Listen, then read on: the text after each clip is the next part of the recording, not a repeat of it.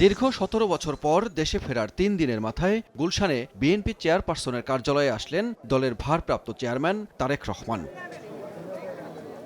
২০০৮ সালে নির্বাচন সামনে রেখে এই কার্যালয়টির কার্যক্রম শুরু হয়। তবে তার আগেই দেশ ত্যাগ করেন তারেক রহমান। রোববার দুপুরে প্রথমবারের মতো কার্যালয়ে আসার পর তাকে স্বাগত জানান দলের সিনিয়র নেতারা। এ সময় কার্যালয়ের সামনে নেতাকর্মীরা ভিড় করেন। এরপর স্থায়ী কমিটির সদস্যদের সঙ্গে বৈঠক করেন তারেক রহমান। তার এই আগমন দলকে উজ্জীবিত করবে বলে মনে করেন নেতারা। ভার্চুয়ালি উপস্থিত থাকতেন, আর এখন কাছাকাছি পাচ্ছে এই নৈকট্যটা, এটা দারুণভাবে নেতাকর্মীদেরকে উদ্বুদ্ধ করছে। আমাদের নেতা কর্মীদের মনোবল বলেন, এনার্জিটি বলেন অথবা কমিটমেন্ট বলেন, সেটা অনেক বড় হয়ে গেছে। স্থায়ী কমিটির সদস্য আমির খসরু মাহমুদ চৌধুরী জানান, বৈঠকে দেশ এবং ঢাকা শহরের পরিকল্পনা নিয়ে কথা বলেন তারেক রহমান।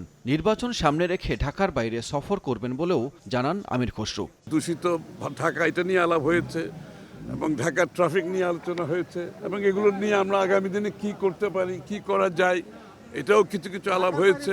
এখন তো বেশিরভাগ সময় ওনাকে কাটাতে হবে বাংলাদেশের প্রত্যন্ত অঞ্চলে, বিভিন্ন জায়গায় অনেকে যেতে হবে, তো নির্বাচনী কার্যক্রম শুরু হয়ে যাচ্ছে। আরেক স্থায়ী কমিটির সদস্য ডক্টর মোশাররফ হোসেন জানান, নির্বাচনকে সুষ্ঠু করতে নির্বাচন কমিশনকে সহযোগিতা করার সিদ্ধান্ত নেওয়া হয়েছে।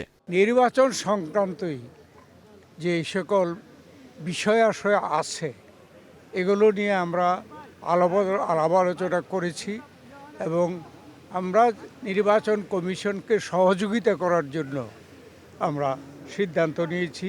বিএনপির কাণ্ডারি ভারপ্রাপ্ত চেয়ারম্যান তারেক রহমান গুলশান কার্যালয়ে অফিস করবেন বলে জানান দলের নেতারা। প্রথমবারের মতো বিএনপি চেয়ারপারসনের গুলশান কার্যালয়ে তারেক রহমানের আগমন উপলক্ষে উজ্জীবিত নেতাকর্মীরা। এখানে তার নিয়মিত অফিস করার কথা রয়েছে। যদি তিনি এখানে নিয়মিত অফিস করেন তাহলে আগামী 12ই ফেব্রুয়ারি যে নির্বাচনটি অনুষ্ঠিত হতে যাচ্ছে সেই নির্বাচনের পর্যবেক্ষণও এখান থেকেই করা হবে। সানবীর রূপল, সময় সংবাদ, গুলশান, ঢাকা।